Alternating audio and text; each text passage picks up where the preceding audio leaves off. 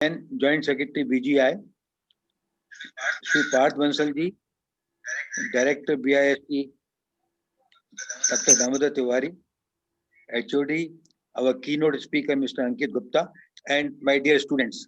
It's a matter of great pleasure that Department of Mechanical Engineering has organized a webinar on such an important topic, that is enhancement of brain potential.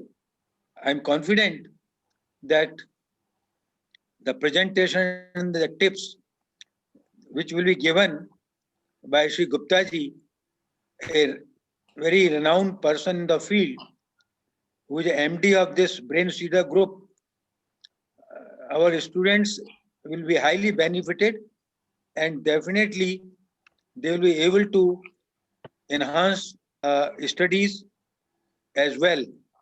With these few words, once again, congratulating the organizers for organizing a webinar on such an important topic, and welcoming the keynote speaker, Mr. Ankit Gupta. I wish this webinar a great success. Thank you very much. Thank you very much, sir, for your valuable insights. Now I request our Honorable Joint Secretary, Dr. Sanjay Jain, sir, please share your valuable words for us. Please, Jain, sir. Respected Dr. Kurasia, all the faculty members, the coordinators of the mechanical department, Dr. Jiten Pandey, and our renowned speaker, Mr. Ankit Gupta. I am thankful to each and everyone who have made this webinar to be a great source of enlightenment for our students, enhancement of brain potential. I hope that through this webinar, we'll have certain insights as to how one can enhance the brain potential. It is already said that everything which requires hard work will enhance the potential of that human body. So, in case we give certain hard tasks to the brain, it will certainly enhance the potential.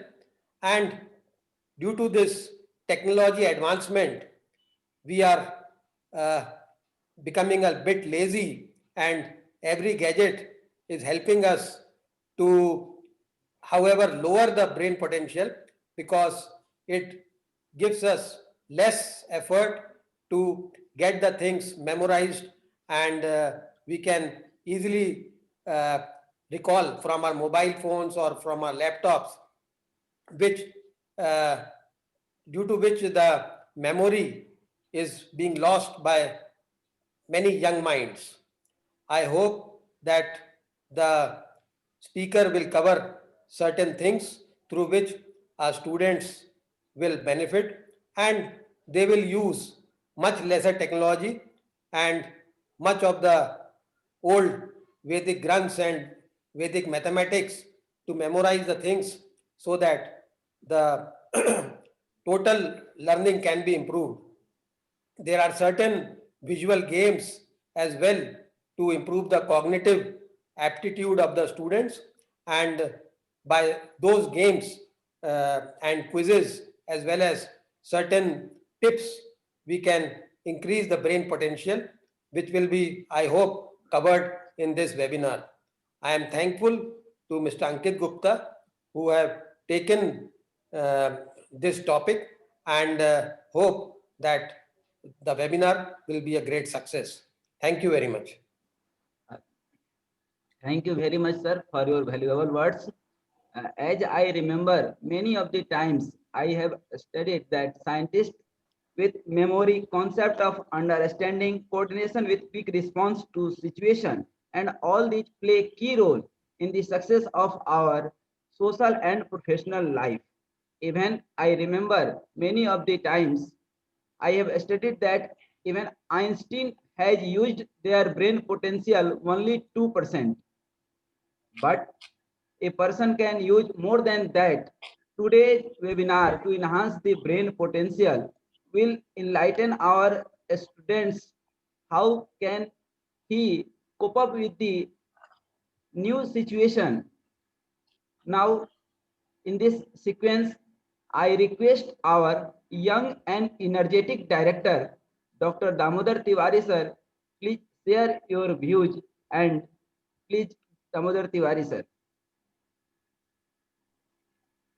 Thank you, Dr. Pandey. I welcome Honorable Joint Secretary, Chief Guest of the program, Dr. Sanjay Jain sir, Group Director, Dr. H.B. Khurasia sir, HOD Mechanical, Professor Sachin Jain sir, Coordinator of this program, Dr. Jiten Pandey, Keynote Speaker, Mr. Ankit Gupta, Managing Director, Brand Seeder. Enhancement of brand potential. I am confident that in this session of enhancement of brand potential, the participants after attending the session will be able to know how to do better in life, in career, in studies, and they will also know that how to avoid the distraction comes in their life. So with these words, I wish this webinar a great success. Thank you. Thank you very much, sir. Thank you. Now, without losing any time, I would like to request our keynote speaker, Professor Ankit Gupta, sir. Please start the session. Please, Gupta, sir. Thank you so much, Dr. Jiten Pandey, sir. And I'd like to thanks to respected Dr. H.B. Khurasia, sir, Dr. Sanjay Jain, sir, Mr. Parth Bansal ji, Dr. Damodar Tiwari, sir, Professor Shyam Barode, Professor Sachin Jain, sir, and all the audience available over here. And surely, Sanjay Jain, sir, and Damodar Tiwari, sir, and Khurasia, sir, I will cover the every aspects of how we can enhance the brain potential so that it can be used in achieving their goal, achieving their career, achieving their every part of success in life the students have. So again, welcome all, and I'm Ankit Gupta, Managing Director of the Brain Seeder. Enhancement of brain potential मेरे life का एक बहुत ही close topic रहा है हमेशा कि किसी भी व्यक्ति ने कोई कार्य अगर किया तो वो क्यों कर लिया, तो अगर किया तो कैसे किया, तो उसमें पोटेंशियल की हमेशा से बात आती रही कि वो पोटेंशियल था उसमें इसलिए उसने कर लिया। बट उस पोटेंशियल के साथ में हमेशा ब्रेन पोटेंशियल, ब्रेन वर्ड हम भूल जाते हैं। तो उस ब्रेन के पोटेंशियल के कारण कोई भी व्यक्ति या फिर कोई भी आदमी उस सक्सेस को पा पाता है, चाहे वो करियर में हो, स्टडीज में हो या फिर किसी भी तरीके के एस्पेक्ट्स में हो। सो आज का जो टॉपिक है एनहांसमेंट ऑफ ब्रेन पोटेंशियल, इसमें हम आज टॉपिक कवर कर रहे हैं। सबसे पहले हम समझेंगे कि ब्रेन को नॉर्मल प्रोसेस के तरीके से, not in a biological term, in a normal way, हाँ हमारा ब्रेन काम किस तरीके से करता है। दूसरा आज हम टॉपिक कवर करेंगे कि ब्रेन का पोटेंशियल क्या है और उसको हमको किस तरीके से काम करना है हमको उसके ऊपर। दूसरा, कितने टाइप के लर्नर्स होते हैं, और आज आप ये भी सीख पाएंगे, अपने आप को पता लगा पाएंगे कि आप कौन से तरीके के लर्नर हैं। साथ में बेसिक प्रॉब्लम्स जो स्टडीज और करियर में आती है उसको किस तरीके से हम सॉल्व कर सकते हैं, किस तरीके से हम उनसे दूर रह सकते हैं, हम उनको भी कवर अप करेंगे। अपनी स्टडीज और को किस तरीके से हम अच्छा कर सकते हैं और सही कैरियर किस तरीके से हम चूज करें। हम अपने ब्रेन के पोटेंशियल को भी एनहेंस किस तरीके से कर सकते हैं वो भी आज हम कवर करेंगे। और डीप मेडिटेशन एक्सरसाइज एक आखिरी में 15 मिनट की मैंने रखी हुई है, और उसके लिए आप सभी से रिक्वेस्ट है कि अपने हेडफोन्स और ईयरफोन्स को आप अपने साथ में रखिएगा। सो आप अपने डीप मेडिटेशन से अपने पोटेंशियल को एनहेंस करके मिलेगा। इज अ स्मॉल रिक्वेस्ट कि अपने पास में हेडफोन और ईयरफोन्स जरूर रखिएगा उस डीप मेडिटेशन एक्सरसाइज में। So now I am starting the enhancement of brain potential today by explaining about brain. So brain हमारा एक प्रोसेस के थ्रू में काम करता है। अगर मैं आपको बोलूं कि बहुत ही नैनो सेकंड्स में काम करता है हमारा ब्रेन। सबसे पहले ट्रांसडक्शन होता है, देन एनकोडिंग होती है, देन सिलेक्शन होता है, देन परसेप्शन, देन कॉग्निशन, और देन फिर उसके बाद में एक्शन हम लेते हैं। सो जो ये हमारी ब्रेन की प्रोसेस है, इस प्रोसेस में सराउंडिंग बहुत ही ज्यादा इंपॉर्टेंट होती है। उस सराउंडिंग से जैसे ही हमने सिग्नल रिसीव किया, हमारे ब्रेन ने सिग्नल रिसीव होते ही हमने उसको एनकोड करना शुरू किया, और उस एनकोडिंग के बाद में हम सिलेक्ट करते हैं कि इसका परसेप्शन किस तरीके से बनाना है, और परसेप्शन को बनते ही हमने स्ट्रेटेजी बनाई, और स्ट्रेटेजी के बाद में हम उसको एक्शन में इंप्लीमेंट करते हैं। एक छोटे से एग्जांपल के साथ में मैं इस ब्रेन की प्रोसेस को आपको समझाता हूं। फॉर एन एग्जांपल, आप एक इवेंट में गए हुए हैं, इवेंट में किसी ने भी आपसे हाय किया, हेलो किया, या फिर आपसे पूछा और आपके हालचाल कैसे हैं, क्या चल रहा है आपके साथ में। सो सराउंडिंग को जिस तरीके से आपने एक रिसीव किया सिग्नल, एक परसेप्शन बनना शुरू किया ब्रेन में रिसीव होते ही, ये सारा बहुत कुछ नैनो सेकेंड्स में होता है। और रिसीव के बाद में हम उससे इन्फ्लुएंस हुए। इन्फ्लुएंस का मतलब कि अब हमको उस पर एक्शन करना है। एक्शन दो तरीके से हम करते हैं चीजों पे, ये सबसे मेन इंपॉर्टेंट चीज है, रिएक्ट एंड रिस्पॉन्ड। हम चीजों पर या तो रिएक्ट करते हैं या उसको रिस्पॉन्ड करते हैं। अब रिएक्ट और रिस्पॉन्ड बहुत ही ज्यादा इंपॉर्टेंट चीज है, तो यहाँ पे थोड़ा सा इसको इंटरेक्शन बनाने के लिए मैं आप लोगों से इंटरेक्शन करना चाहूंगा। अगर आप लोग चैट बॉक्स का सही तरीके से इस्तेमाल करेंगे तो फिर मेरे को काफी अच्छा लगेगा कि रिएक्शन एंड रिस्पॉन्ड में क्या डिफरेंस है। क्या कोई शेयर करेगा? Difference between reaction and respond क्या होता है?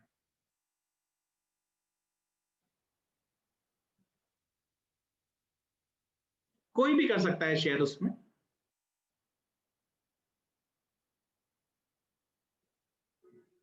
रिएक्शन और रिस्पॉन्ड, चलो ठीक है, मैं एक छोटा सा एग्जांपल आपके साथ में शेयर करता हूं। मान के चले सभी को अपना बचपन जरूर याद होगा, सभी को रहता है। सो उस बचपन की एक छोटी सी याद सभी के साथ में होती है, जब सभी लोग शाम के वक्त में एक खेल खेला करते हैं। कोई बैडमिंटन खेलता है, कोई क्रिकेट खेलता है, कोई फुटबॉल खेलता है। ओके, और उस वक्त में किसी ने जैसे ही बोला कि मैं बॉलिंग करूंगा या मैं बैटिंग करूंगा, ओके, तो दूसरे वाले को रिस्पॉन्ड करना होता है या रिएक्ट करना होता है कि नहीं नहीं तुम नहीं करोगे। ये उसने रिएक्ट किया, और वहीं पर हमने उसको रिस्पॉन्ड किया कि हाँ ठीक है मैं बैटिंग करूंगा। सो जिस वक्त में हम रिएक्शन मोड में होते हैं उस वक्त हम बहुत ही फास्ट मोड में होते हैं। जिस वक्त हम रिस्पॉन्ड मोड में होते हैं हम एक रिस्पॉन्सिबिलिटी की बात करते हैं। सो हम जब भी रिएक्शन मोड में होते हैं हम चीजों को बहुत ही इजीली लेते हैं, हमको रिस्पॉन्ड हमेशा रिस्पॉन्सिबिलिटी के साथ में आता है। So we always have to on action ability, respond और रिएक्शन का बैलेंस बहुत ही ज्यादा जरूरी होता है, क्योंकि रिस्पॉन्ड हमेशा आपके लिए एक लर्निंग, एक ग्रेस्पिंग लेके आता है। आपको वो चीज सीख जाते हो आप उस चीज के लिए अगर आपने उसका रिस्पॉन्ड किया है। बट उसी के साथ में हमको रिस्पॉन्डिंग के समय पे भी एक अपने साथ में रखना चाहिए कि हमको अपने स्किल्स में क्या ये चीज हमको एड ऑन करेगी हमारी स्टडीज में या हमारे कैरियर में, तो हमको उसका रिस्पॉन्ड करना है। अगर वो हमको डिस्ट्रैक्ट करनी है तो हमको सिर्फ रिएक्ट करके छोड़ना है, क्योंकि हम सराउंडिंग में ऐसे रहते हैं जहां पे both the things are available, distractions भी हैं और अपॉर्चुनिटीज भी हैं। सो उस डिस्ट्रैक्शंस के समय पे हमको रिएक्ट करना है, क्योंकि वो हम इग्नोर करते हुए चले जाते हैं, और रिस्पॉन्ड में हम एक लर्निंग, एक ग्रेस्पिंग अपने साथ में लेते हुए चले जाते हैं। तो this is a very simple process of our brain कि सराउंडिंग में हमेशा अपॉर्चुनिटी और डिस्ट्रैक्शंस रहेंगे, हम उसको इग्नोर नहीं कर सकते हैं। इग्नोर करने का मेथड डेवलप कर सकते हैं कि हमको उससे इन्फ्लुएंस होके रिएक्ट करना है या रिस्पॉन्ड करना है। सो इस तरीके से अगर काम करते हुए अगर हम आगे जाते हैं तो हम अपने ब्रेन के इनफाइनाइट पोटेंशियल तक पहुंच सकते हैं। आप सभी ने कहानियां सुनी होंगी या फिर आपने फैक्ट्स भी सुने होंगे कि हमारा जो मानव शरीर है उसमें इनफाइनाइट पोटेंशियल है। जैसे मॉन्क्स हैं, मॉन्क्स के बारे में हम सुनते हैं कि वो पानी में चल लेते हैं या फिर वो जमीन के स्तर से ऊपर उठ के अपना योग साधना करते हैं, या फिर किसी जो हमारे फास्ट रनर हैं वो उन्होंने वर्ल्ड रिकॉर्ड्स बनाए, तो they are very infinite potentials. तो इस इनफाइनाइट पोटेंशियल्स में कुछ चीजें होती हैं जो हमको डेली लाइफ में बहुत ज्यादा जरूरी होता है। उसमें क्या है? लर्निंग, हमारी ग्रेस्पिंग, सीखने समझने की क्षमता, इंटेलेक्चुअल इंटरप्रिटेशन, स्ट्रेटेजी बनाने के लिए इंटेलेक्चुअल इंटरप्रिटेशन बहुत ही मददगार होता है। प्रोडक्टिविटी, हमारा काम की प्रोडक्टिविटी, गुणवत्ता, हमारे कार्य की, कोई भी हम कार्य अगर करते हैं उसकी गुणवत्ता किस तरीके से है, हमारा इमोशनल बैलेंसिंग, इमोशनल इंटेलिजेंस, हमारा क्रिएटिव इंटेलिजेंस, हमारा एडवर्सिटी, मानसिक क्षमता हमारी, ये हमारा जो एक रेगुलर ब्रेन पोटेंशियल है जो हमको हर वक्त में ही किसी ना किसी काम को एक प्रोडक्टिविटी वे में प्रेजेंट करने में हमेशा हेल्प करता है। और ये सारे लोग, सभी लोग इस पोटेंशियल्स को इंक्रीज कर सकते हैं, एनहेंस कर सकते हैं, उसको इनफाइनाइट लेवल तक पहुंचा सकते हैं। बट इस इनफाइनाइट पोटेंशियल को पहुंचने के लिए हमको कुछ एक्सरसाइजेस की जरूरत पड़ती है। हमको ये पोटेंशियल चाहिए, सभी को आज के समय में ये सारे पोटेंशियल्स चाहिए, क्योंकि सभी को उस पोटेंशियल को पहुंचते ही वो सक्सेस पे आ जाते हैं। तो उसके लिए क्या करना जरूरी है? हमारे ही मेंटल ब्लॉकेज को हमको नॉक डाउन करना बहुत ज्यादा जरूरी है। हम खुद ही अपने पोटेंशियल्स को इंक्रीज करने में हम खुद ही सामने खड़े होते हैं कई बार, कि मैं ये चीज कर सकता हूँ कि नहीं कर सकता हूँ, नहीं मैं आज नहीं, कल करूंगा, अभी नहीं, बाद में करूंगा। ये इफ एंड बट्स जितने हैं, ये सारे हमारे उस पोटेंशियल को रीच करने में हमारे ब्लॉकेजेस रहते हैं, जिसको हमको दूर करना जरूरी है। उसकी जगह हमको पॉजिटिव अफर्मेशंस खुद को देना जरूरी है। हाँ, मैं ये चीज कर सकता हूँ, हाँ मैं वहां तक पहुंच सकता हूँ, हाँ मैं ये चीज याद कर सकता हूँ, हाँ मैं ये एग्जाम को पास कर सकता हूँ, मैं इस टास्क को कंप्लीट कर सकता हूँ। हमको अपने ट्रू पोटेंशियल को हार्नेस करना है। यहाँ पे मैं बहुत ही अच्छा एक फन फैक्ट बताता हूँ। जैसे मान के चले एक ग्रुप ऑफ पीपल में, या फिर आप लोग स्टूडेंट्स हैं तो फिर दोस्तों में एक ग्रुपिंग होती है, तो उसमें एक दूसरे को सलाह देते हैं। जैसे एक दोस्त ने बोला, यार मेरे को ये याद नहीं हो रहा, हाँ यार तुमको ये याद नहीं हो रहा, चलो ये शॉर्टकट यूज कर लो तुम। भाई क्यों शॉर्टकट यूज कर लें? नहीं करना। मेरे को जो मेथड आता है उस चीज को याद करने में, मैं उस मेथड से करूंगा। दूसरे को ये बताना चाहिए कि इसको तुम इस तरीके से कर लेते हो, ये तुम्हारा ट्रू पोटेंशियल है। हम हमेशा अपनी कमियों को दूर करने में लगे रहते हैं, रेदर देन हमारा जो एक्चुअल पोटेंशियल है उसको हार्नेस करने में। तो that's why we always have to harness our true potential. कमियों को दूर करने में हमको कभी भी साथ नहीं देना चाहिए, हमको हमेशा अपने पोटेंशियल को फाइन ट्यून करते रहना चाहिए। क्योंकि आपका वो पोटेंशियल अगर फाइन ट्यून हो गया, आपकी लर्निंग बहुत अच्छी हो जाएगी, आपकी मेमोरी बहुत अच्छी हो जाएगी, तो फिर आपको अपनी कमियां ऑटोमेटिकली वो वाइप आउट हो जाएंगी। आपको उनको साथ में लेके चलने की जरूरत नहीं रहेगी। ये बहुत बड़ी एक चीज है जो कि आज के समय में बहुत ज्यादा इंपॉर्टेंट है, एक्सेप्टेंस वर्सेस इग्नोरेंस। हम चीजों को एक्सेप्ट और इग्नोर के बीच में बैलेंस बनाना बहुत जरूरी है। जैसे मान के चलें कि आपको कोई गलती हुई है आपसे, या फिर आपको कोई चीज समझ नहीं आ रही है और किसी ने बोला समझ में आया आपको, तो आपने क्या बोला? नहीं, मुझे समझ में नहीं आया। इसकी जगह आपने क्या बोला? हाँ मुझे समझ में आ गया। आपने उस वक्त उस चीज को एक्सेप्ट नहीं किया कि मुझे वो चीज उस वक्त समझ में नहीं आई। आपको उस वक्त एक्सेप्ट करना चाहिए था, रेदर देन आपने उसको उस वक्त इग्नोर किया। और जब आपको कोई भी टास्क दिया जाता है तो फिर आप क्या सोचते हो? नहीं मुझे अभी नहीं करना इसको, इसकी मुझे जरूरत नहीं है। आप उस वक्त इग्नोर मोड में आ जाते हो, रेदर देन उस वक्त आपको एक्सेप्ट करना होता है। So it is very important to keep you a balance between acceptance versus ignorance.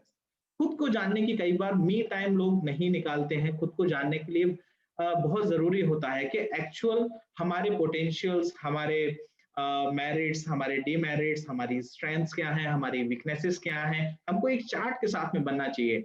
जैसे कि अभी 2020 एंडिंग हो रहा है, 2021 स्टार्ट हो रहा है, बहुत सारे लोग न्यू ईयर रेजोल्यूशन लेते हैं, बट उस न्यू ईयर रेजोल्यूशन को स्टार्ट करने के पहले खुद को जरूर जाने, एक चार्ट जरूर बनाए अपनी स्ट्रेंथ का, अपने वीकनेस का, आपके मेरिट्स का, आपके डिमेरिट्स का, अपने बिहेवियर को लेके से लेके आपके गोल और सक्सेस को लेके। वो भी हम आगे अभी डिस्कस करेंगे। अपने स्ट्रेस को मैनेज करना बहुत जरूरी है। बहुत सारे लोग बोलते हैं मेरे को स्ट्रेस नहीं होता, बहुत सारे लोग बोलते हैं मेरे को गुस्सा नहीं आता है, बट कहीं ना कभी ना कभी हमको वो स्ट्रेस और एंगर का एक फेस करना ही पड़ता है। तो उस स्ट्रेस और एंगर को मैनेज करना हमें आना चाहिए। मान के चले आप एक दौर से गुजर रहे हैं जहां पे फैमिली में कुछ इश्यूज हैं, फ्रेंड्स से कुछ इश्यूज हैं, और साथ में आपके एग्जाम हैं आपके सामने, आपके सामने एक टास्क है जिसको आपको कंप्लीट करना है, आपका इंटर कॉलेज कोई कंपटीशन हो सकता है, आपके कॉलेज का कोई फंक्शन हो सकता है, और उस वक्त में आपको अपने एक बिहेवियर को बैलेंस करते हुए स्ट्रेस और एंगर को मैनेज करना आना चाहिए। और उस एंगर और स्ट्रेस को मैनेज करने के लिए जो सबसे अच्छा टूल होता है वो ये होता है टेक अ पॉज। क्योंकि यहीं पे ही जो मैंने अभी आपको थोड़ी देर पहले बोला, रिएक्शन एंड रिस्पॉन्स, अगर आपने उस वक्त में सिर्फ हल्का सा रिएक्ट किया, सिर्फ टेक अ पॉज लेके, तो फिर आपका जो रिस्पॉन्ड होगा वो आपको अफेक्ट नहीं करेगा। क्योंकि स्ट्रेस और एंगर आपके इमोशंस को बहुत ज्यादा अफेक्ट करके आपको डिस्ट्रैक्शंस की तरफ ले जाते हैं।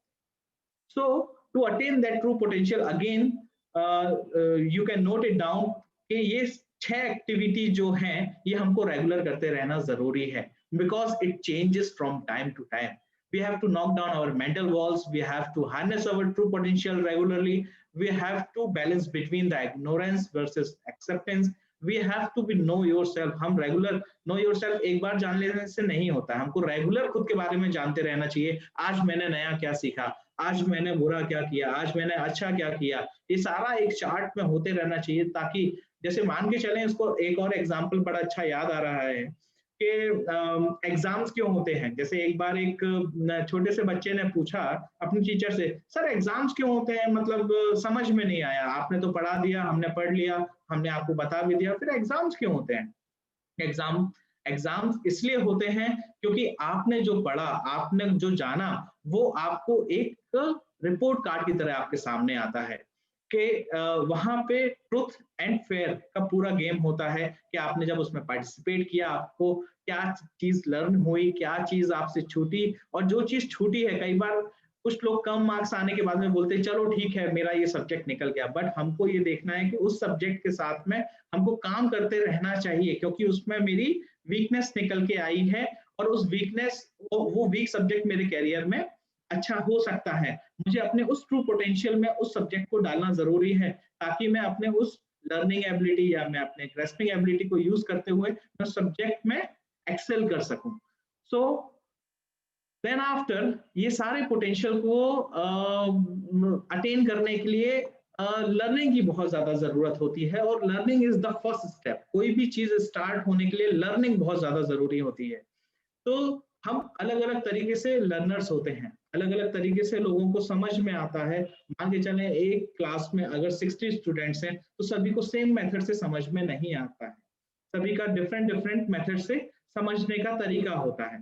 तो एक लर्नर होते हैं ऑडिटरी लर्नर, ये चीजों को सुन के समझते हैं, मतलब इन्होंने कोई चीज सुनी और उनको वो मेमोराइज हो गई, या फिर वो उनकी लर्निंग में आ गई, और लर्निंग के बाद में उनके अंदर ग्रेस्पिंग में हो गया।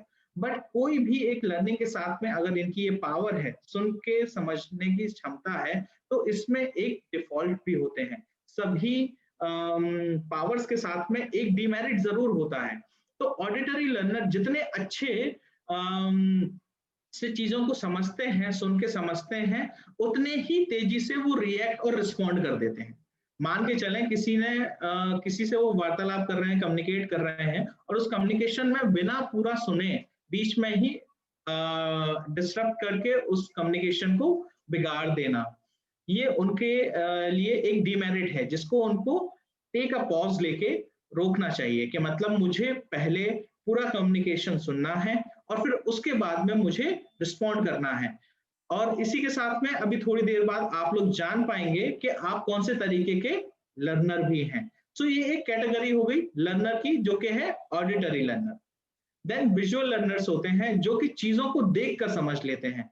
कुछ लोगों को ये पिक्चर इमेज होती है कि उन्होंने चीजों को समझा। आज के समय में जैसे टेक्नोलॉजी का जमाना आ चुका है, तो गैजेट्स का अच्छे तरीके से यूज करने का एप्लीकेशंस काफी अच्छी हैं। जैसे उसमें ग्रेट आइडिया ग्रेट लाइफ करके एक बहुत अच्छी एप्लीकेशन है, जो कि ऑडिटरी लर्नर के लिए बहुत हेल्पफुल हो सकती है। उसमें बुक्स रहती हैं, नॉवेल्स रहती हैं, बायोग्राफीज रहती हैं, उनको वो सुन सकते हैं, क्योंकि उनको बुक रीडिंग में थोड़ा सा एक आलस आता है, या फिर एक प्रायोरिटी सेट नहीं हो पाती ऑडिटरी लर्नर वाली।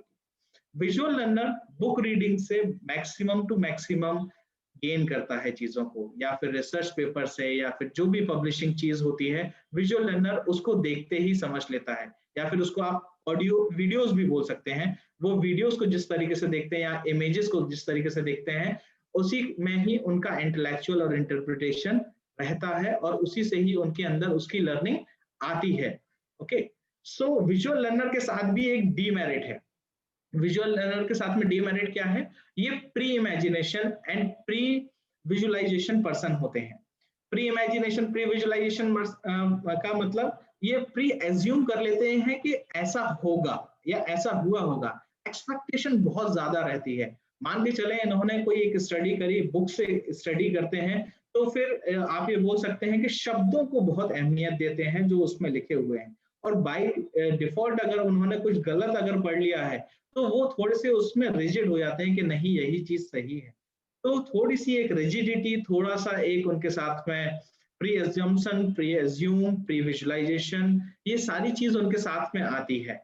सो विजुअल लर्नर्स को देखकर चीजों को जल्दी समझ में आता है, पढ़कर चीजों को जल्दी समझ में आता है। सो उनके लिए डिमेरिट्स में जो उनको बच के रहना चाहिए, वो बच के रहना चाहिए उनको अपने प्री इमेजिनेशन पे या प्री विजुअलाइजेशन पे। थोड़ी सी फ्लेक्सिबिलिटी उनको अपने अंदर डेवलप करनी चाहिए। सो तीसरे लर्नर होते हैं kinaesthetic learner. So kinaesthetic learner वो लर्नर होते हैं जो सुन भी लेते हैं चीजों को, देख भी लेते हैं, बट अगेन तब भी लर्निंग्स में उनको एक और चीज चाहिए रहती है, पार्टिसिपेशन। ये पार्टिसिपेशन से सीखते हैं। काइनेस्थेटिक लर्नर को जब भी अगर कोई नई चीज सीखनी है तो जब तक एक्सपीरियंस नहीं करेंगे तब तक उनको समझ में नहीं आता है। एक एग्जांपल देता हूं, मान के चले एक पर्सन है, उन्होंने कोई बिजनेस स्टार्ट किया और फिर उसके बाद में उनको उसमें सक्सेस मिल गई। तो ऑडिटरी लर्नर वाले ने जैसे ही सुना अरे ये काम करते हुए उनको सक्सेस मिल गई, वो तुरंत इन्फ्लुएंस होकर उस पर यकीन कर लेंगे। विजुअल लर्नर वाले क्या बोलेंगे कि हमको पहले आप अपनी बैलेंस शीट्स दिखाइए, आप अपनी पहले सक्सेस पाथ दिखाइए हमको ऑन पेपर, तब हम यकीन करेंगे कि आपको सक्सेस मिली है। काइनेस्थेटिक लर्नर दोनों चीजों को नहीं मानेंगे। काइनेस्थेटिक लर्नर बोलेंगे जब तक मैं इस चीज को फॉलो नहीं कर लूंगा या फिर जब तक मेरे को ये काम करते हुए सक्सेस नहीं मिलेगी, मैं नहीं मानता कि आपको सक्सेस मिली होगी। तो more rigid person are kinaesthetic learner. So kinaesthetic learner को थोड़ी सी फ्लेक्सिबिलिटी और एक्सेप्टेबिलिटी अपने अंदर डेवलप करनी चाहिए और पार्टिसिपेशन में उनको एक डेमो करते रहना चाहिए अपने लिए लर्निंग का, और जिससे उनकी लर्निंग बहुत अच्छी हो सकती है। अब जैसा कि मैंने आपको कहा था कि आज आप लोग जान पाएंगे कि आप कौन से तरीके के लर्नर हैं इस सेशन में। सो उसके लिए एक आज हम जान पाएंगे कि आप कौन से लर्नर हैं, आप ऑडिटरी लर्नर हैं, विजुअल हैं या काइनेस्थेटिक हैं। इसके लिए एक छोटा सा गेम मैं आपके साथ में खेलूंगा, पार्टिसिपेट करेंगे तो बहुत अच्छा लगेगा मेरे को। क्या आप लोग जानना चाहते हैं कि आप कौन से तरीके के लर्नर हैं, ऑडियो लर्नर, विजुअल लर्नर या काइनेस्थेटिक लर्नर, या फिर कोई अगर बताना चाहता है कि उसको लगता है कि वो कौन सा लर्नर है, तो please share it with me. I am waiting in a chat box for a reply.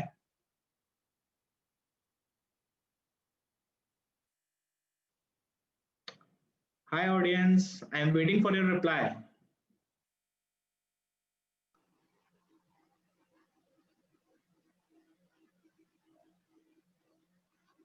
Okay.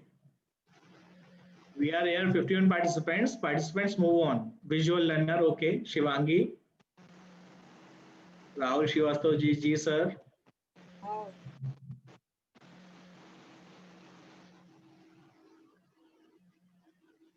Okay okay ठीक है, मैं सिर्फ ये चेक कर रहा था आप लोग सिर्फ सुन रहे हैं या फिर आप लोगों ने सिर्फ मोबाइल साइड में रखा हुआ है उस पर रिएक्ट कर रहे हैं या रिस्पॉन्ड कर रहे हैं।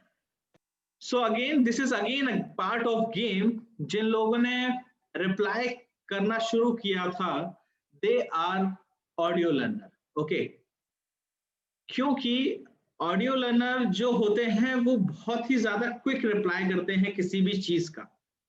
आप लोगों के सामने फिर मैं एक चीज रखता हूं, एक गेम खेलता हूं फिर से आपके साथ में कि आपके बचपन में आपकी पहली पानी की बोतल का कलर क्या था? आपके बचपन में आपके पानी की बोतल का कलर क्या था? ये सवाल सुनते ही जिनके मन में तुरंत रिप्लाई करने की इच्छा अगर डेवलप हुई है तो दे आर ऑडिटरी लर्नर। और जिनको लगा पूछेंगे तो बताएंगे, आंसर सभी को आ गया है, पूछेंगे तो बताएंगे, तो दे आर विजुअल लर्नर। और जिनको लगा कि शायद थी कोई बोतल बट कलर याद नहीं, तो वो काइनेस्थेटिक लर्नर। अगेन इस चीज को समझने की यहाँ पे थोड़ी सी जरूरत है। ऑडियो विजुअल एंड काइनेस्थेटिक, अगर आपने इसको आज डिवाइड कर लिया अपने लाइफ में, तो लाइफ लॉन्ग लर्निंग में आपको या फिर कोई भी चीज इंप्लीमेंट करने में बहुत ही ज्यादा मदद मिलने वाली है, बिलीव मी माय फ्रेंड्स। क्योंकि अगर हमने अपनी लर्निंग मेथड्स को अगर जान लिया कि मैं ऑडियो लर्नर हूं या विजुअल लर्नर हूं या काइनेस्थेटिक लर्नर हूं, तो आने वाले समय में आप जो भी एक्टिविटी करेंगे उसको अगर उस मोड को यूज करेंगे तो फिर आपके लिए एक लाइफ टाइम अपॉर्चुनिटी है ये। और इस अपॉर्चुनिटी को फिर से मैं आपको समझाने की कोशिश करता हूं एक दूसरे सवाल के साथ में, कि फर्स्ट डे ऑफ कॉलेज में ऐसी कौन सी चीज हुई जिसको आप भुला नहीं सकते। फर्स्ट डे ऑफ कॉलेज, आपका कॉलेज का पहला दिन जिसको आप भुला नहीं सकते। आपके साथ कोई एक ऐसी अच्छी चीज हुई होगी जिसको आप भुला नहीं सकते। First day of college, first day of college में जो चीज हुई। अब इसमें फिर मैं आपको एक्सप्लेन करता हूं। फर्स्ट डे ऑफ कॉलेज बोलते ही जिस भी स्टूडेंट्स को या जो भी ऑडियंस को अगर वो इमेज याद तुरंत क्लिक करके शेयर करने का मन करता है, जिसका भी, वो ऑडिटरी लर्नर है।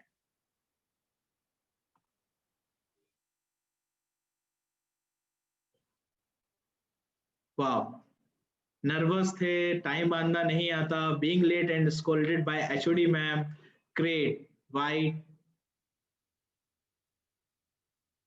प्रियंका जी, पानी का कलर नहीं, पानी की बोतल का कलर था। ओके, सो इस तरीके से आप अपने आप को डिवाइड कर सकते हैं in your learning styles.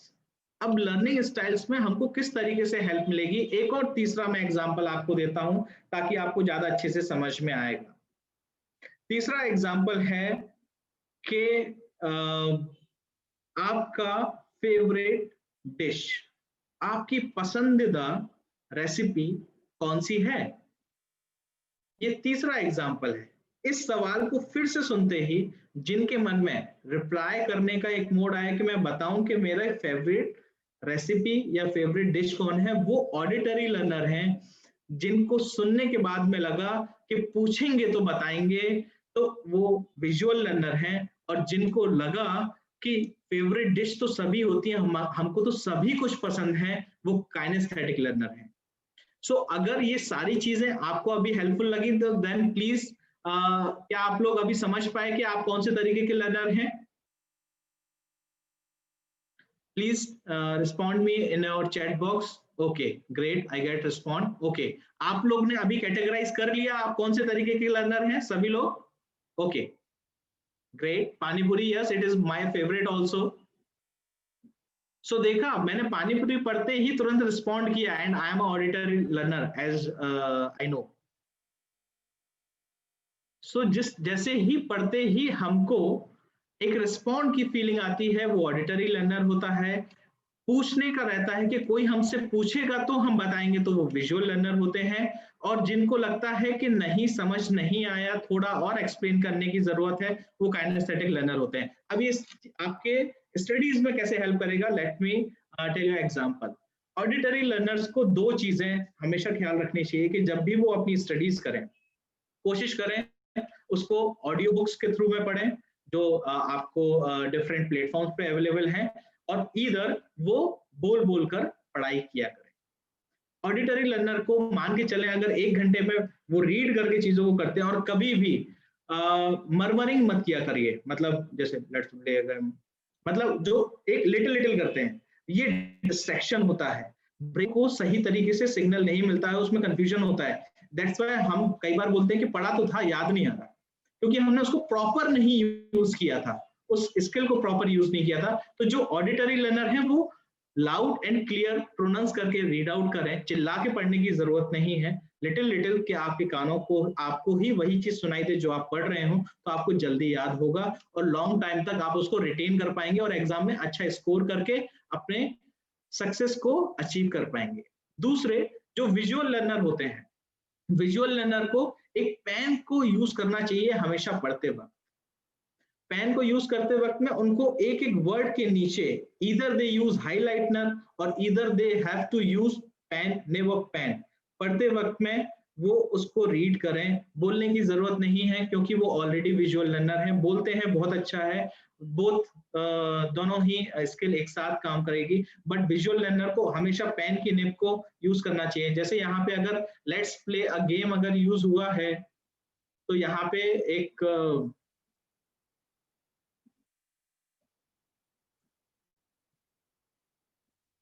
Okay तो यहाँ पे एक वो यूज कर सकते हैं पेन की निब को, ठीक है। तीसरा जो काइनेस्थेटिक लर्नर होते हैं उनके लिए लर्निंग बहुत आसान हो सकती है, जल्दी हो सकती है if they just copy a thing. जो ऊपर लिखा है उसी को अगर वो राइट डाउन करते हैं तो फिर उनको वो चीजें जल्दी याद होंगी। तो तीनों के लिए ये लर्निंग स्टाइल से पहला जो ऑडिटरी है वो ऑडियो बुक्स का यूज कर सकते हैं या फिर उसको प्रोनाउंस करते करते रीड आउट करें।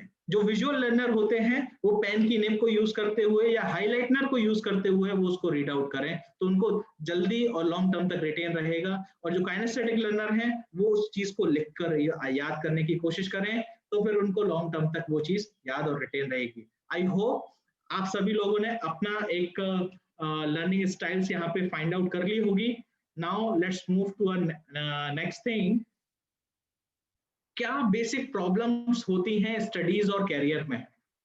यहाँ अगेन आप लोगों का एक छोटा सा पार्टिसिपेशन चाहूंगा कि क्या बेसिक प्रॉब्लम्स होती हैं स्टडीज और कैरियर में।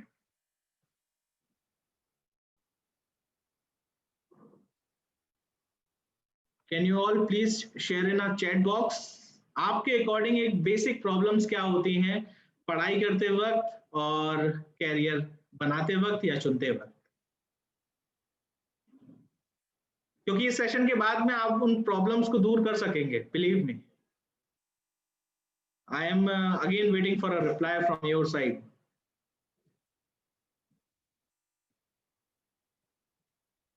Concentration issue, distractions, great.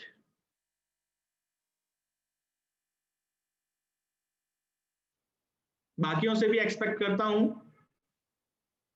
लो मोटिवेट, डिमोटिवेट करते हैं, yes. Confuse, noise, distraction, okay. Confused, great. Uncertainty, yes it is a fear. Confused, yes. Distraction, okay great. Continuity नहीं होते sir, okay.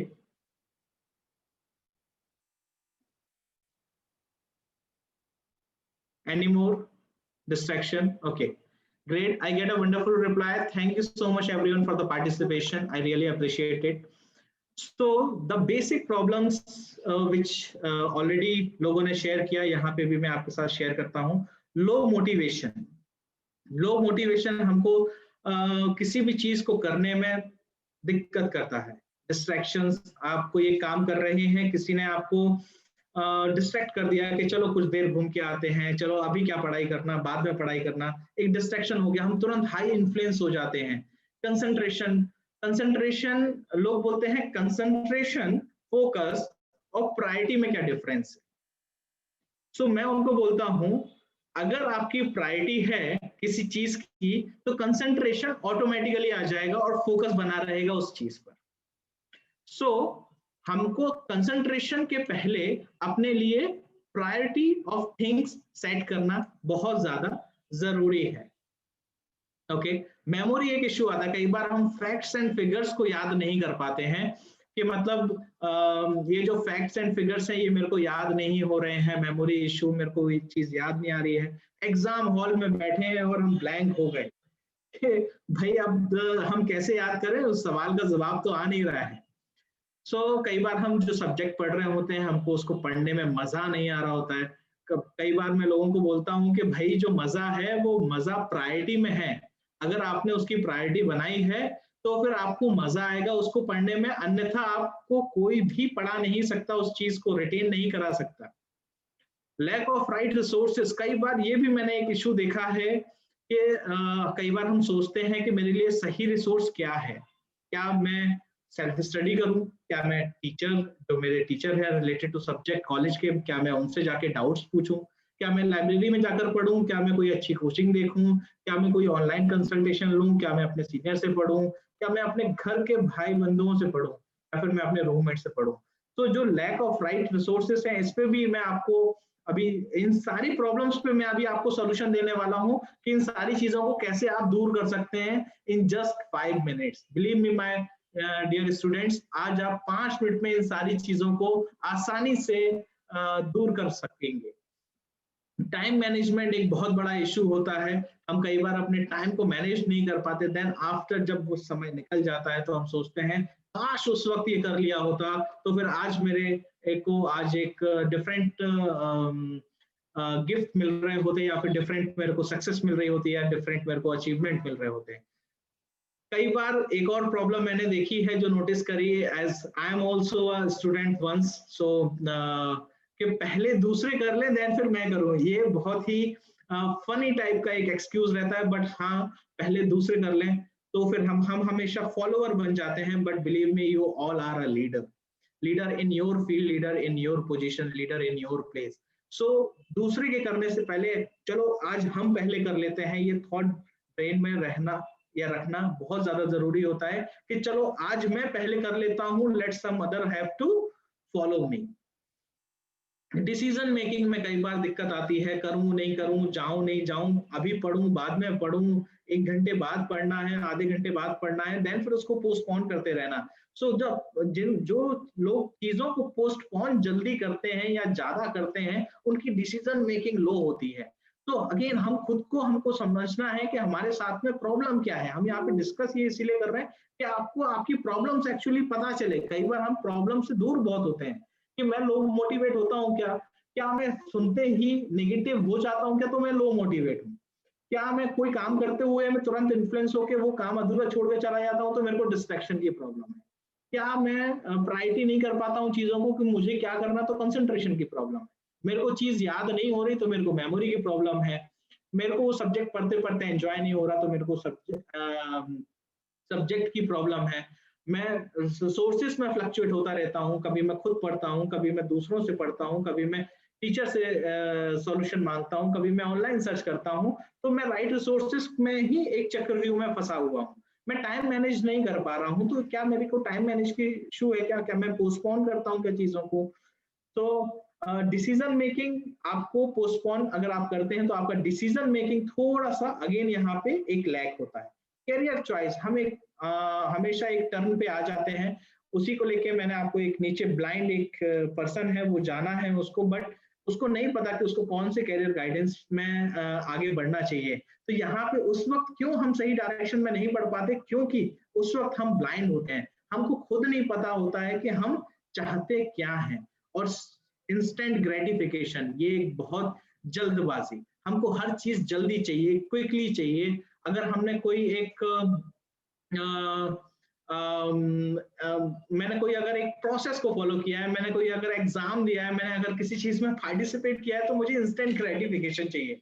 So rather than we do things in quality, हम उसको एक quick response में receive करना चाहते हैं। कि मान के चलें कि मैंने एक रिसेंटली एक book I 5 AM club, okay, robin Sharma की। सो जो 5 AM क्लब है वो सभी ने रीड आउट करी और फिर उसके बाद बोला कि मैं अब सक्सेस पाथ पे जा सकता हूँ, मैं 5 बजे उठने लग गया। बट सबसे मेन इंपॉर्टेंट था कि आप 5 AM सुबह 5 बजे आप उठ रहे हैं, तो आप कौन से प्रोडक्टिव वाइज चीजों को कर रहे हैं। ये हम चीजों को भी फिर अभी आगे सीखेंगे कि सुबह 5 बजे उठने से आपको किस तरीके से मदद मिल सकती है, या फिर ये सारी चीजें कहती क्या हैं। और सबसे लास्ट में जो सबसे बड़ा एक वीक पॉइंट रहता है या प्रॉब्लम होती है, will I be able to do that, self confidence, खुद पर यकीन, बिलीफ सिस्टम ऑफ योर्स, क्या मैं ये चीज कर सकता हूं। और ये चीज आपको जानने के लिए बहुत ज्यादा जरूरी है कि और खुद पे यकीन करने की बहुत ज्यादा जरूरी है कि क्या मैं इस चीज को कर सकता हूं, तो हमेशा एक ही इको में साउंड वापस आना चाहिए, हाँ मैं ये चीज कर सकता हूँ, हाँ मैं एग्जाम्स अच्छे से दे सकता हूँ, हाँ मेरे जो सेमेस्टर एग्जाम्स होंगे, मेरे जो रिजल्ट्स होंगे वो मैं बेहतर ढंग से आ सकते हैं। ओके, सो किस तरीके से पता लगाएंगे कि what is apt thing for me. अब यहाँ पे बहुत बढ़िया मैं आप लोगों के साथ में एक पार्टिसिपेशन चाहूंगा, ठीक है। सो कौन सा तरीका होता है आप लोगों के लिए बेसिकली कि आपके लिए एप्ट थिंग क्या है, आप किस तरीके से पता लगाते हैं कि आपको क्या चीज करनी चाहिए और क्या चीज नहीं करनी चाहिए, आप कैसे पता लगाते हैं?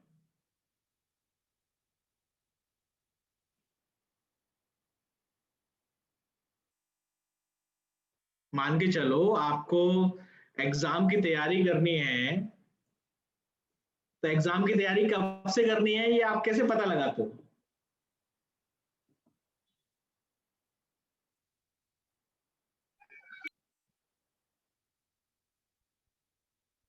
आई am waiting in a chat box for answers. Exam date से sir, okay great, time table great, okay, but approximate हमको पता तो रहता है ना कि कब एग्जाम आने वाले हैं, है ना। सो आपको कैसे पता चलता है कि तैयारी कब से करनी है, डे 1 से या लास्ट से? अच्छा दूसरा सवाल, आपको किसी से दोस्ती करनी है सेम नाइट ओके ग्रेट। सो दूसरा सवाल, आपको अगर किसी से दोस्ती करनी है या फिर आपको कोई चीज खरीदनी है, सो आप कैसे पता लगाते हैं उसको कि मेरे को इस चीज की जरूरत है?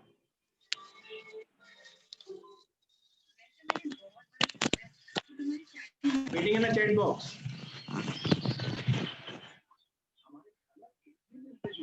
आपको अगर कोई वस्तु चाहिए रहती है खुद के लिए, ओके उससे बात करके, ठीक है, फ्रेंड्स के लिए हम उससे बात करके लगता है कि हमें उससे दोस्ती करनी चाहिए। कोई वस्तु चाहिए तो कैसे पता लगाते हैं कि मेरे को ये चीज चाहिए है, जब उस चीज की नीड होती है, ओके,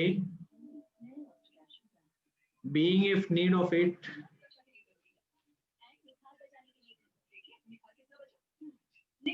नीड होती है तब, ठीक है, इट इज गुड, चलो ठीक है सर, नोटिस, ओके, जरूरत जब हो नोटिस करने पर, ग्रेट, नीलम क्लोज है,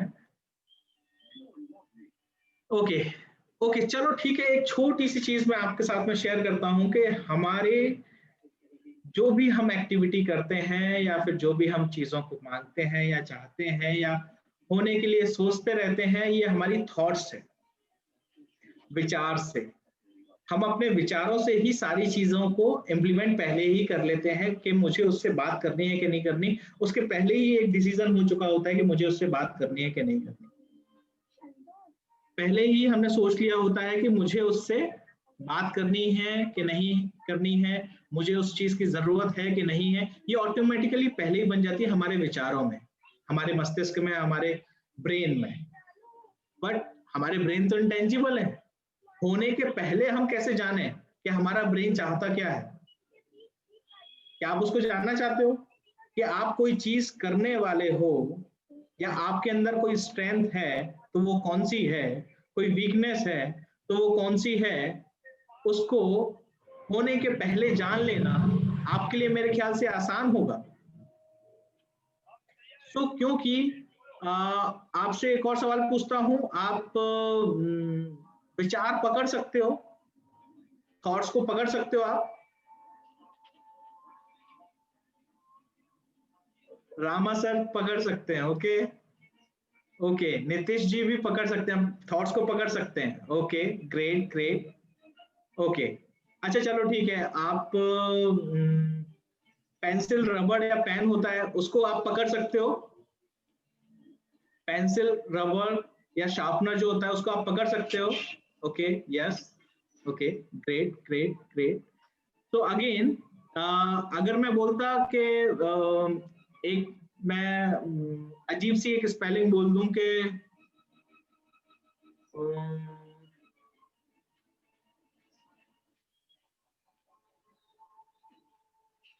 थीथरा या टिहारा, ठीक है, टिहारा करके एक वर्ड है, एक कोई वस्तु है, बट पता नहीं, आप उसको पकड़ सकते हो? नहीं पकड़ सकते, क्योंकि हमको वो चीज नहीं पता, ठीक है। सो हम अपने विचारों को क्यों नहीं पकड़ सकते? क्योंकि वो इंटेंजिबल है, हम उसको छू नहीं सकते, इट इज नॉट विजिबल। हम कोई भी प्रोडक्ट, जो चीज सामने दिखती है वो टेंजिबल है, हम उसको यूज कर सकते हैं, पेन को फोल्ड कर सकते हैं, लिख सकते हैं, रबर से हम मिटा सकते हैं, हम बहुत कुछ कर सकते हैं जो टेंजिबल चीजें हमारे आसपास होती हैं। इंटेंजिबल जो हमारे ब्रेन के थॉट्स होते हैं, हम उसको पकड़ नहीं सकते, बट एक तरीका है, एक मेथड है, हम अपने ब्रेन के थॉट्स को पकड़ सकते हैं और हम जान सकते हैं कि हमारे लिए बेस्ट क्या है, जो हमारे ब्रेन ने ऑलरेडी सोच के रखा है। Graphology, graphology is a tool of handwriting and signature analysis, और इससे आपको मदद मिलेगी समझने में कि मैं क्या चाहता हूं। ओके, सो ग्राफोलॉजी आपके विचारों को जब पेपर पर लिखने लगता है तो ब्रेन ऑटोमेटिकली इंडिकेट कर देता है कि आपको ये पसंद है या नहीं है, आप ये चाहते हैं कि नहीं चाहते हैं, या आपको उससे कनेक्ट रखना चाहिए या नहीं रखना चाहिए, मुझे इस चीज की जरूरत है कि नहीं है। जैसे मैंने पूछा था कि आपको किसी वस्तु, अगर आपको कोई वस्तु लेनी होती है तो आप कैसे लेते हो? नीड होने पर, बट वो नीड क्या पता सराउंडिंग से इन्फ्लुएंस होकर आपके पास आई, एक्चुअल में आपके पास नीड नहीं थी, बट आप रिस्पॉन्ड क्या कर रहे हो कि मुझे उसकी नीड थी। सो ग्राफोलॉजी से आप, और बाद में कुछ दिनों बाद हमको क्या लगता है कि यार मुझे तो उसकी नीड नहीं थी, मैंने उसको अननेसेसरी परचेज कर लिया, मैंने इन्फ्लुएंस होकर उसको परचेज कर लिया। ओके, सो आज मैं आपको एक मेथड सिखाने वाला हूं कि आप जहां हैं, जैसे हैं, खुद के मस्तिष्क के विचारों को आप जान सकते हैं। ओके, सो एक छोटा सा एग्जांपल आप लोगों के सामने मैं शेयर करूंगा। ये 3 सेंटेंस हैं ग्राफोलॉजी के। पहला सेंटेंस है, आई लव टू ईट दाल, रोटी, सब्जी, चावल अलॉट। दूसरा सेंटेंस है, आई love to eat pani puri, chaat, pizza, pasta, rabri, chaat, noodles a lot. I love to eat chicken, mutton, fish a lot. Okay, so यहां पे अगर आप देखेंगे, यहां पर एक ऑप्शन होता है मार्कर का। Okay, just a second.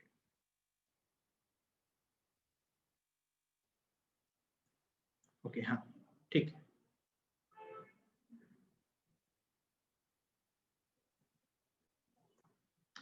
सो यहाँ पे जो पहला सेंटेंस है, इसमें अगर आप देखेंगे, आई लव टू ईट दाल, रोटी, सब्जी, चावल अलॉट। हमको हमेशा जब भी हम ग्राफोलॉजी का खुद की चीजों के लिए यूज करना होता है या खुद के थॉट्स को यूज करना होता है, हमको सेंटेंस बनाने में बहुत ध्यान रखना है हम क्या सेंटेंस यूज करना है।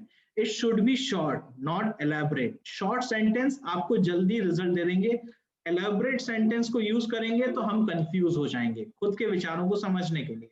सो आई लव टू ईट दाल, रोटी, सब्जी, चावल अलॉट, और इसमें हम beauty of the words, beauty of the sentence देखते हैं। इस सेंटेंस में जो सबसे ज्यादा ऑड वन आउट है वो क्या है? दाल है। ये दाल इसमें ऑड वन आउट है।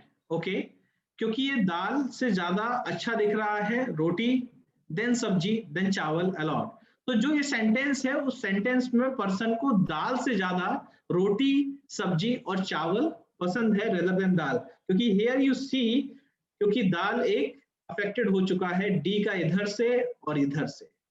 ओके, सेकंड सेंटेंस है, आई लव टू ईट पानी पूरी। मैंने कुछ और एग्जांपल्स ऐड किए इसमें। आई love to eat pani puri, chaat, pizza, pasta, rabri, chaat, noodles.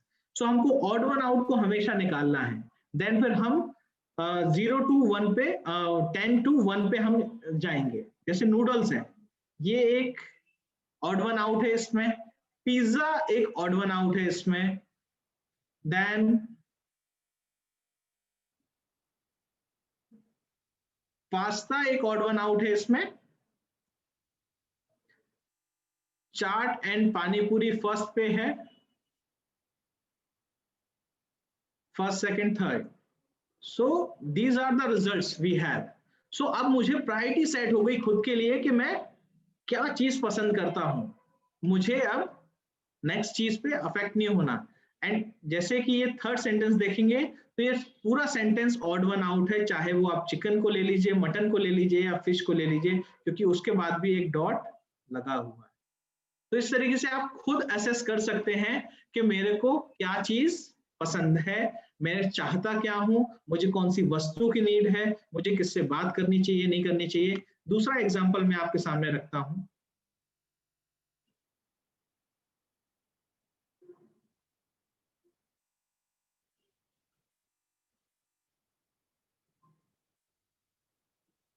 दूसरा एग्जांपल है जो कि आपके कैरियर को चूज करने में बहुत मदद करेगा, even in your studies also. जैसा कि पहला है, I want to make career in art, science, biology, commerce और इन होम साइंस। ठीक है, सो सबसे ऑड वन आउट कौन सा दिख रहा है? साइंस। दूसरा ऑड वन आउट कौन सा दिख रहा है? बायोलॉजी। अब या तो कॉमर्स बचता है या आर्ट्स बचता है। इसको हम और सेंटेंस में फिर और नलिफाई कर सकते हैं, क्वांटिफाई कर सकते हैं in a short way. Then third is home science. Then फिर उसके एक स्टेप आगे अगर हम आते हैं तो I want to make my career in computer science, mechanical engineering, electrical engineering, civil engineering, electrical and telecommunication. तो यहाँ पे अगेन कंप्यूटर साइंस एक बार ऑड वन आउट हो जाता है इन पर्सन के लिए, इलेक्ट्रिकल इंजीनियरिंग एक ऑड वन आउट हो जाता है, मैकेनिकल इंजीनियरिंग एक और अगेन ऑड वन आउट हो जाता है, civil engineering and electrical and telecommunication ये दो चीज आ रहा है कनेक्टेड में। So this is the examples. Then फिर तीसरा एग्जांपल है, I want to make my career in, एक नेक्स्ट स्टेज, पहला 10th के बाद का था, फिर एक 12th के बाद का एग्जांपल था, नाउ अब ग्रेजुएशन के ड्यूरेशन में और उसके बाद का एग्जांपल है, I want to make my career in bank, public service commission, railways, SSC, IAS, IPS, IAS, IFS, cities, TCS, Google and Facebook. So IAS is good, railways is good, बाकी सारे odd one out हैं। SSC का S, IPS का P, IAS का I, ये सारे odd one out बनाते हैं। टीसीएस का सी और एस, टी बहुत शार्प है, गूगल बहुत ही ज्यादा हशर में लिखा हुआ है, फेसबुक बहुत ही ज्यादा बॉटम पे लिखा है, शुरुआत का है। But if you see the railways and IAS, they are very prompt. So the particular participant जिनका है ये, वो अपना कैरियर इन चीजों में बनाना चाहते हैं। ओके, द सी ब्रेन उनका ये चाहता है कि आप इन चीजों में बनाएं ताकि आप यहाँ पे सक्सेस को जल्दी प्राप्त कर सके। सेम लाइक दैट हम अपने रिलेशंस को भी फाइंड आउट कर सकते हैं कि कौन से रिलेशंस हमको इन्फ्लुएंस करते हैं और हमको उनसे दूर रहना चाहिए। It is just a short example that I love my family a lot. इसको आप दूसरे तरीके से भी कर सकते हैं।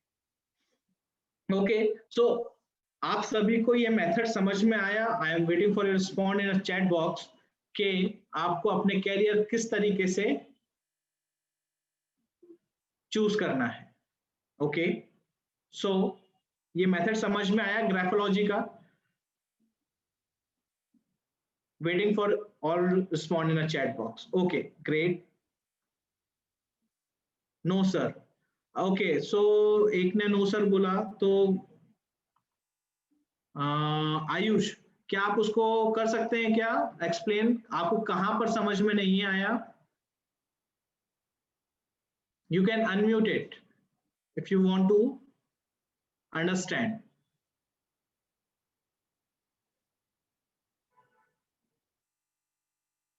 आयुष,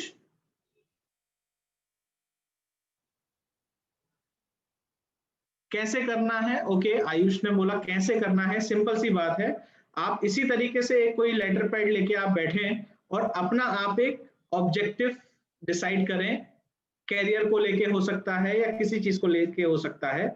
और आयुष का एग्जांपल लेके मैं बोलता हूँ, आयुष आप कौन सी ब्रांच से हो और कौन से ईयर में हो? आयुष आप कौन से सेमेस्टर में हो, कौन सी ब्रांच है आपकी, आप प्लीज बताएंगे। आईटी से हो, कौन सा ईयर है आपका? 3rd year, okay great. सो अब आयुष को अगर सेंटेंसेस बनाने हैं और वो चाहते हैं कि वो क्या करना चाहते हैं, तो फिर मैं एक छोटा सा एग्जांपल लेता हूं। I want to make my career in IT industry, पहला सेंटेंस तो ये होगा। दूसरा सेंटेंस होगा I want to make my career with TCS, CTS, Wipro, आपका इन्फोसिस, आपका एरिक्सन, आप अपनी कंपनीज के नाम लिख सकते हैं जिनके साथ आप कैरियर बनाना चाहते हैं। तीसरा आप लिखेंगे I want to start my IT business in digital marketing, in web developing, in coding, in artificial intelligence, in blockchain, in robotics. So इस तरीके से आपको distinguish करना है in a field of career. Okay, so then after you are able to find out कि क्या मुझे पहला जो आपकी लाइन रहेगी I want to make my career in IT industry, आप odd one out देखेंगे, अगर सही लग रहा है तो नेक्स्ट पे आप आ जाएंगे। नेक्स्ट में जैसे ही आपने लिखा कि साइबर सिक्योरिटी, ओके, अब आपने जैसे साइबर सिक्योरिटी बोला, साइबर सिक्योरिटी के साथ में 4 चीजें और रखें, जैसे आर्टिफिशियल इंटेलिजेंस हो गया, या फिर कंपैरिजन करना पड़ता है यहाँ पे कि ऑड वन आउट कौन सा होने वाला है। Okay, so do that exercise by making a sentence in a odd one out. कैसे निकालेंगे? जैसा कि मैंने यहाँ पे बताया कि यहाँ पर जो ये सेंटेंस है, I want to make my career in bank, public service commission, railways, SSC, IAS, IPS, इसमें आप खुद ही बताइए कि ऑड वन आउट इस सेंटेंस में क्या है।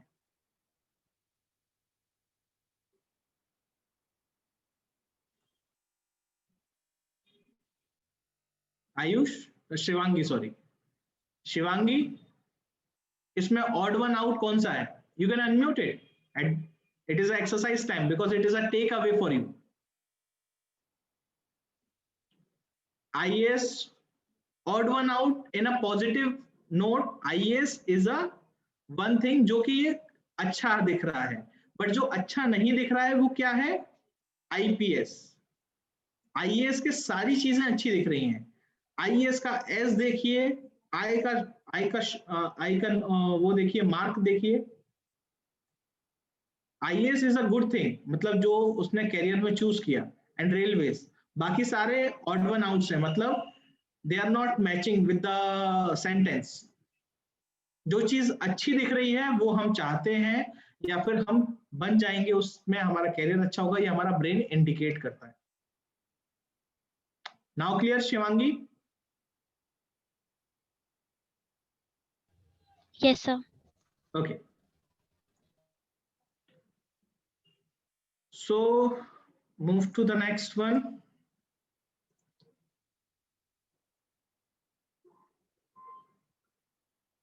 अब मैं आपको 3 स्टेप्स बताने वाला हूं। इन 3 स्टेप्स को अगर आपने इम्प्लीमेंट किया सो आपका ब्रेन का पोटेंशियल ऑटोमेटिकली इंक्रीज हो जाएगा। और यहीं पे मैं संजय जैन सर का शुक्रिया अदा करना चाहूंगा कि उन्होंने जब अपने शुरुआत में बोला कि कोई भी हार्ड वर्क करने जब हम जाते हैं तो हमारे अंदर वो स्किल ऑटोमेटिकली डेवलप हो जाती है, और वो हमारे अंदर जो स्किल डेवलप होती है वो हमको सक्सेस और हमारे गोल तक हमको पहुंचाने में मदद करता है। बिल्कुल सही। और उसी के साथ सर मेरा जो पहला स्टेप है वो है फाइंड द ऑब्जेक्टिव। हम कई बार मल्टीपल ऑब्जेक्टिव के साथ में काम कर रहे होते हैं। इसमें छोटा सा एक एग्जांपल के साथ मैं आपको समझाना चाहूंगा कि फाइंड द ऑब्जेक्टिव का मतलब क्या होता है। फाइंड द ऑब्जेक्टिव का मतलब कि मान के चलें कि जैसे आयुष ने बोला कि मेरे को साइबर सिक्योरिटी में अपना कैरियर बनाना है। अब अगर आयुष को साइबर सिक्योरिटी में अपना कैरियर बनाना है तो फिर उसको एक चीज जरूर और पता होनी चाहिए कि मेरे को साइबर सिक्योरिटी में कैरियर क्यों बनाना है। अगर ये दोनों चीजें अगर आपकी क्लियर हो जाती हैं तो आपका जो पोटेंशियल है, चाहे वो आपका कॉग्निटिव हो, चाहे वो आपका इंटेलेक्चुअल हो, चाहे वो आपका इमोशनल हो, चाहे एडवर्सिटी क्वोशेंट्स हो, चाहे वो आपके ग्रेस्पिंग पावर्स हो, चाहे वो आपके फोकस हो, कंसंट्रेशन हो, प्रायोरिटी, टाइम मैनेजमेंट, ऑटोमेटिकली इन दोनों चीजों में इन्वॉल्व हो जाता है। तो सबसे पहले हमको अपना ऑब्जेक्टिव होना जरूरी है। बहुत सारे लोग बड़े बड़े ऑब्जेक्टिव बना लेते हैं कि मतलब मेरे को तो जब मैं ग्रेजुएट कर लूंगा तो मेरा पैकेज 50 lakhs का होना चाहिए, 20 lakhs का होना चाहिए या 10 lakhs का होना चाहिए। आपका ऑब्जेक्ट क्लियर नहीं है कि पैकेज 10 lakhs का होना चाहिए। आपका ऑब्जेक्ट ये होना चाहिए, स्किल बेस्ड ऑब्जेक्ट होना चाहिए कि मेरे को अपना career cyber security, artificial intelligence, blockchain, या फिर मेरे को सीएनसी इंडस्ट्री में जाना है, मेरे को अभी रोबोटिक इंडस्ट्री में जाना है, मुझे फैब्रिकेशन में जाना है, मुझे केमिकल इंडस्ट्री में जाना है, मुझे कौन सी इंडस्ट्री में जाना है, ये ऑब्जेक्ट होता है। Rather than we always keep ourselves confuse in numbers. हम नंबर्स में जब कंफ्यूज हो जाते हैं तो हम अपना वाई नहीं कर पाते हैं। मेरा जैसे दूसरा सवाल, भाई ठीक है आपको किसी कंपनी में जाना है, प्लेसमेंट में जाना है, 20 lakhs का पैकेज चाहिए, क्यों चाहिए भाई? Do you have any liabilities right now, responsibilities right now? That's why you want a package of 20 lakhs or a 10 lakhs? उसके पहले ये ऑटोमेटिकली मिलता है और मिलेगा, बट उसके पहले ऑब्जेक्ट होना चाहिए कि सेटिस्फैक्शन एंड गोल फोकस्ड होना चाहिए, सक्सेस के साथ में होना चाहिए कि आपका जो ऑब्जेक्टिव है वो क्या है। आप अपना कैरियर बनाना कौन सी फील्ड में चाहते हैं, और उस फील्ड के भी बहुत सारे ब्रांचेस होते हैं। आईटी बहुत वास्ट है, मैकेनिकल बहुत वास्ट है, सिविल बहुत ज्यादा वास्ट है, इलेक्ट्रिकल, ईसी बहुत ज्यादा वास्ट है। उसमें से कौन सी एक चीज में आप अपना कैरियर बनाना चाहते हैं, या उन सब्जेक्ट्स में से कौन सा एक सब्जेक्ट है जो आपको बहुत अच्छा आता है, उस ऑब्जेक्ट को करते हुए आप क्यों करना चाहते हैं। जैसे मान के चले आयुष का एग्जांपल लूं मैं कि अगर आयुष ने साइबर सिक्योरिटी बोला तो साइबर सिक्योरिटी में वो क्यों चाहते हैं, क्योंकि आज के समय में फ्रॉड ज्यादा हो रहे हैं, तो उनको लगेगा कि उन फ्रॉड्स को कैसे बचाया जाए, मैं कोडिंग कर सकता हूँ, मैं उसको दूर कर सकता हूँ और मैं उसमें आगे बढ़ सकता हूँ। अब उनके पास दो ऑप्शन है, इधर स्टार्ट अ बिजनेस और इधर join a company who is already working in a field of cyber security. और इन दोनों को पता करते ही वो अपने हाउ को कंप्लीट करें, कैसे करेंगे, वहां तक पहुंचेंगे। मेरे को उसके लिए कौन कौन सी लर्निंग्स, कौन कौन सी कोडिंग सीखनी पड़ेगी, कौन कौन से मेरे को एग्जांपल्स पहले से प्रूफ करने पड़ेंगे, मेरे को कौन कौन से एल्गोरिथम्स सीखने पड़ेंगे, ये सारी चीज उनको करनी पड़ेगी। Then after they achieve automatically to their goal and success. So that's why objective, why and how, ये तीन चीज हम जैसे ही क्लियर कर लेते हैं, सभी के अंदर 100% पोटेंशियल होता है। हमको सिर्फ उसको अलाइन करना जरूरी है, और उस अलाइनमेंट को आप जैसे ही इंप्लीमेंट करते हैं अपने ऑब्जेक्टिव और वाई और हाउ को, बड़ा ऑब्जेक्टिव कभी मत रखें, बड़ा वाई कभी मत रखें, बड़ा हाउ क्यों नहीं रखें, कभी मत रखें। आपको सिंपल सिंपल आपके ऑब्जेक्टिव 20 हो सकते हैं, तो उसके 20 वाई होंगे और उसके 20 हाउ होंगे। भाई सिंपल सी चीज है, न्यू ईयर है, पार्टी करनी है, ऑब्जेक्टिव हो गया मेरा, बट क्यों करनी है? क्या मैं 28 दिसंबर को मैंने नहीं करनी पार्टी? चलो ठीक है, मेरे को पार्टी करनी है एंजॉयमेंट के लिए। क्यों? एंजॉयमेंट से मेरे अंदर एनर्जी आती है, एनर्जी से बूस्टअप होता है। ओके, वाई क्लियर हो गया, न्यू ईयर में पार्टी करनी है। हाउ, कैसे करनी है? क्या मुझे बड़ों के आशीर्वाद लेते हुए मेरे को पार्टी करनी है? क्या मैं वृद्धाश्रम के साथ में पार्टी करना चाहता हूँ? क्या मैं बच्चों के साथ में, चिल्ड्रन विद स्पेशल नीड्स जो मेंटली डिसेबल होते हैं उनके साथ में मैं एंजॉय करना चाहता हूँ? और फिर उसको कैसे करूंगा? मैं उनके साथ समय बिताऊंगा क्या? क्या मैं उनके साथ गार्डनिंग करूंगा, प्लांटेशन करूंगा, उनके साथ में कुछ वक्त बिताऊंगा? तो ये सारी चीज जैसी क्लियर होती है, हमको अपना गेम जो लास्ट में एंजॉयमेंट है, किसी के लिए एंजॉयमेंट प्लांटेशन होता है, तो किसी के लिए एंजॉयमेंट डांस होता है। तो सबके लिए एंजॉयमेंट डिफरेंट है, बट हमको पता जरूर होना चाहिए कि हमारा ऑब्जेक्टिव क्या है, हमारा वाई क्या है, क्यों करना चाहते हैं, हम कोई भी काम क्यों करना चाहते हैं। और हमेशा एक पॉजिटिव एक्सपेक्ट्स को लेकर ही हमको अपने ऑब्जेक्टिव, वाई एंड हाउ बनाने चाहिए, क्योंकि वही आपको एक आगे सक्सेसफुल करियर या स्टडीज को एक्सेल करने में मदद करते हैं। तो please follow these 3 simple steps. Find the objective, find out why and make how, and follow it Really, it will make your life like wonderful. Okay, so now it is a deep meditation time. So please keep your headphones. Jiten sir, do we have time or we have to wrap up? If you want, we have time little bit, sir. You may continue. Okay, so here I am looking for a reply from the audience. Students, do I continue or I stop over here? Because it takes another 10 minutes. Sir continue कर देते रहिए. Okay, okay. Thank you so much. Thank you so much, dear all. Okay. So here सभी लोग के headphones ready हैं?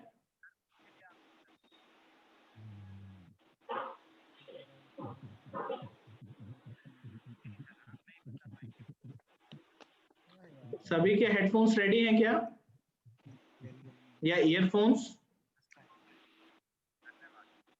Yes sir. Okay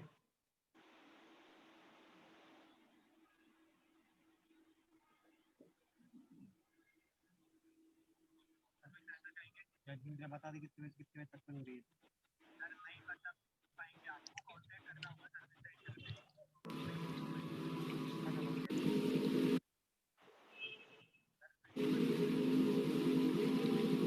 सभी को sound आ रहा है? कोई भी एक अनम्यूट करके बता सकता है? Yes sir. Okay. So now you all have to practice this exercise. Inhale and exhale.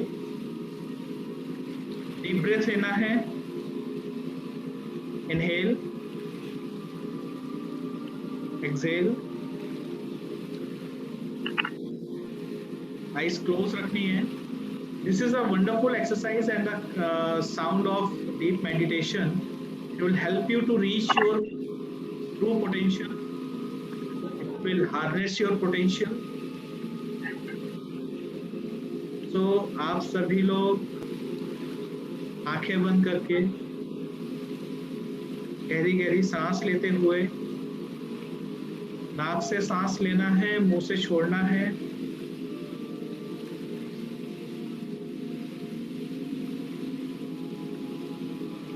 This sound will help you to attain your true potential, to achieve your goal and success in your life. Take a deep breath with the closed eyes.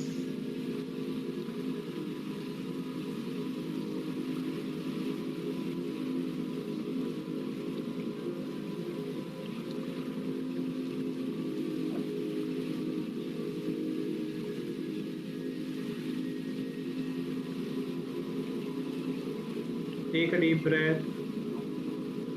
नाक से सांस लेते हुए मुंह से छोड़े.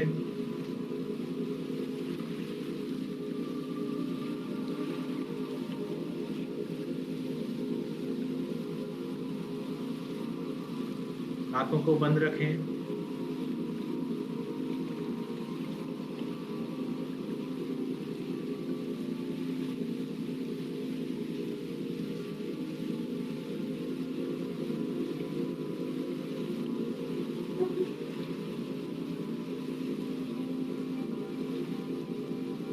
Sound को सुनने की कोशिश करें. साउंड ही है जो हमको एनहांस और मोटिवेट करता है हमेशा. साउंड मतलब वाइब्रेशन, वाइब्रेशन मतलब कंपनता. सृष्टि का संचार और निर्माण कंपनता से ही है. आंखें बंद, डीप ब्रेथ. नाक से सांस लीजिए, मुंह से छोड़िए.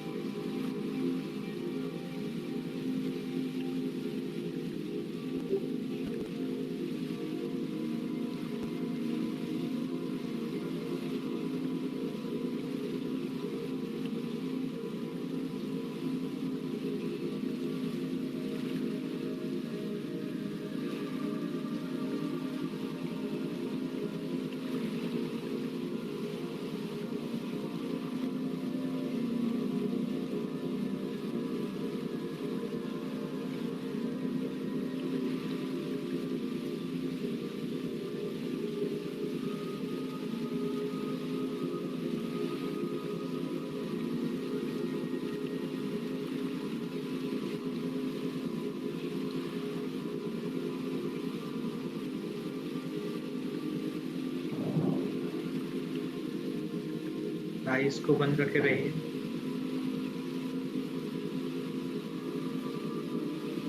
डीप ब्रेथ लेते रहिए। You are achieving your true potential. Get every success in your life. You are happy and spreading happiness in your surrounding.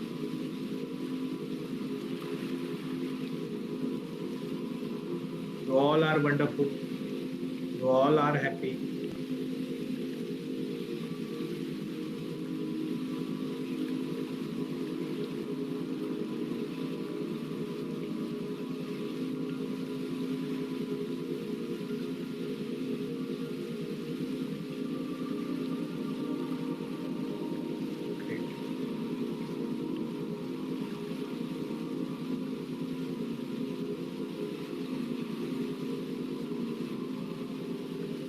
धीरे धीरे अपनी आप आंखें खुलना शुरू कीजिए।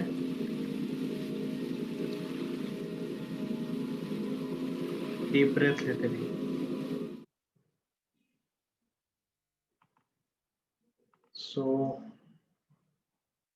मैंने वैसे 15 मिनट से 20 मिनट रखा था डीप मेडिटेशन का टाइम, बट बिकॉज पता नहीं चला समय आगे निकल गया। So thank you, this is all from my side. अगर आप लोगों की कोई क्वेरीज हैं तो you can ask me, unmute करके पूछ सकते हैं।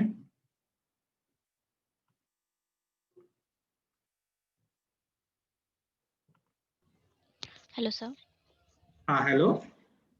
सर मैं ये पूछना चाहती हूँ कि स्टडी में मतलब रेगुलर कैसे पढ़े, मतलब अपन जैसे पढ़ते हैं फिर बीच में छूट जाती है पढ़ाई थोड़े दिन के लिए, फिर मतलब कंसिस्टेंसी नहीं बन पाती है, ऐसा कुछ। True, very good.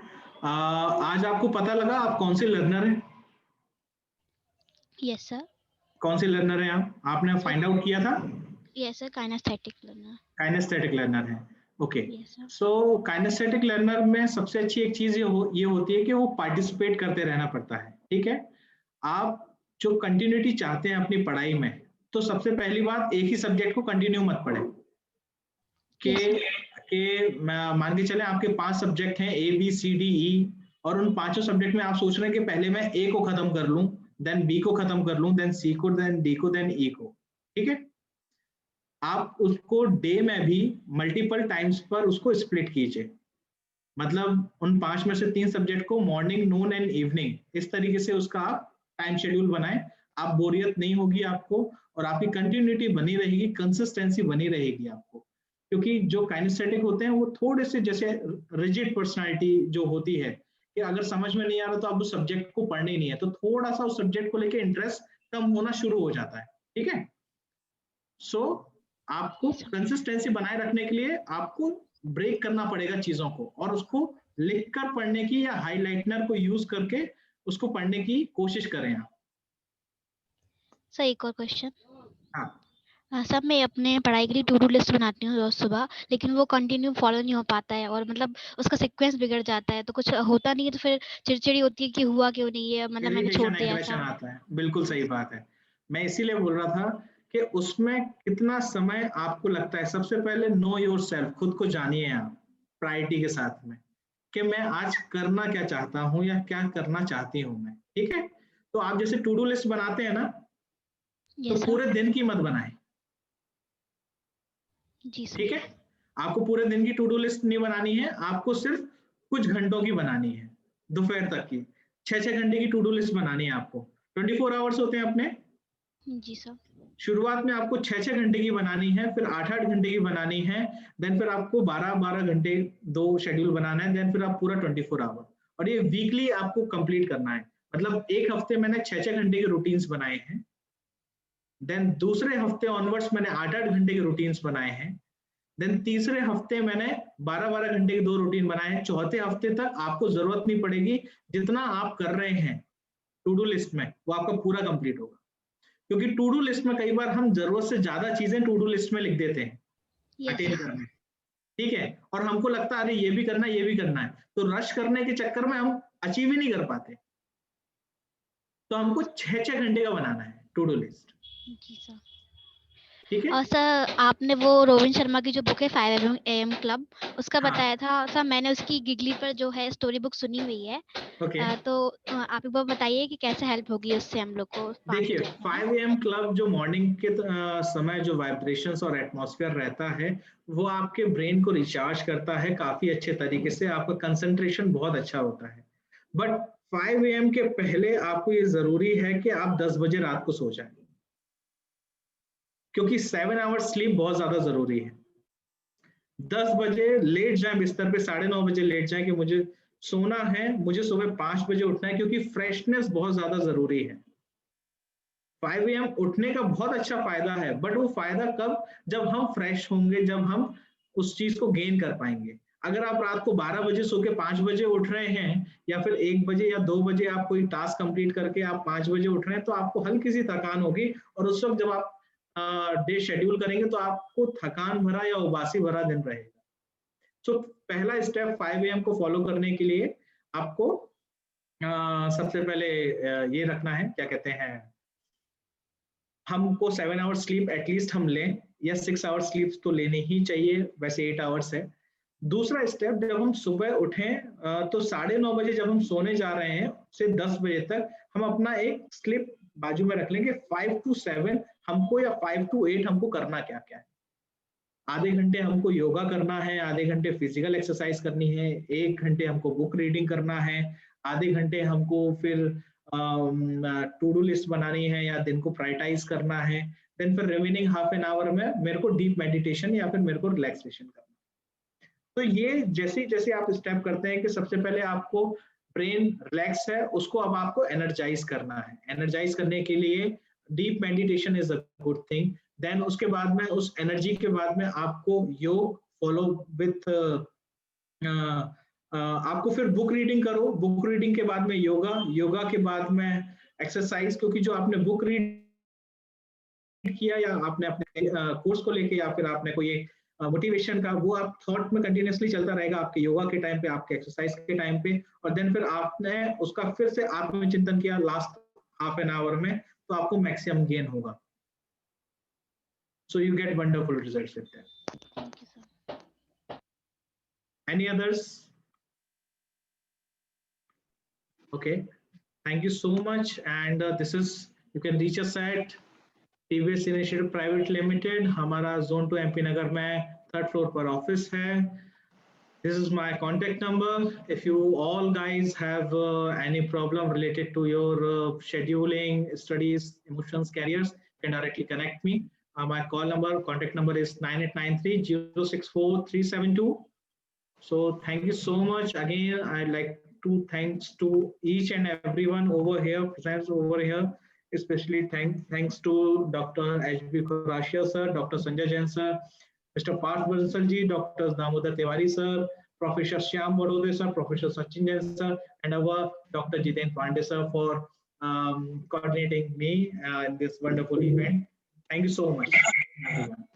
Thank you, sir. Thank you very much. Thank you. Now I call Dr. Shyam Badode sir. Please put a vote of thanks. Shyam Badode sir, please. Thank you, sir. Thank you very much, one and all. Very good afternoon. First of all, I would like to pay thanks to all the participants, and I'm thankful to our management and our Joint Secretary, sir, Dr. Sanjay Jain, sir, motivate us and give this opportunity to conduct this webinar for us. I'm also thankful to our keynote speaker, Mr. Ankit Gupta, sir, to give this wonderful session and motivate us and enhance our brain and find out our capability where we stand. I'm also thankful to our group director, Dr. H.B. Khurashia, sir, to give us the motivational support time to time for our better work. I am thankful to our director, BIST, Dr. Damodar Tiwari, sir, for their motivational support. And I am thankful to our HOD, Professor Sachin Jain sir, he think about the different webinar to enrich our skills, brain potential, and approach to Mr. Ankit Gupta sir to deliver this webinar and give their valuable time for his busy schedule. I am thankful to all the participants for their patience. Thank you very much. Thank you, sir. Thank you so much for the wonderful opportunity. Thank you, sir. Thank you, all the audience. It is really a wonderful interaction with you all. I hope you all are enjoying now. अगर अभी भी यहाँ पे जो participant हैं उनको कुछ doubts हैं, they can ask me in an open forum कि sir what to do in any situations that you all are facing in that. Thank you, sir. Thank you. Yeah, thank you, sir. Still in here for 2-3 minutes. If anybody wants to interact with me, then we can close the meeting.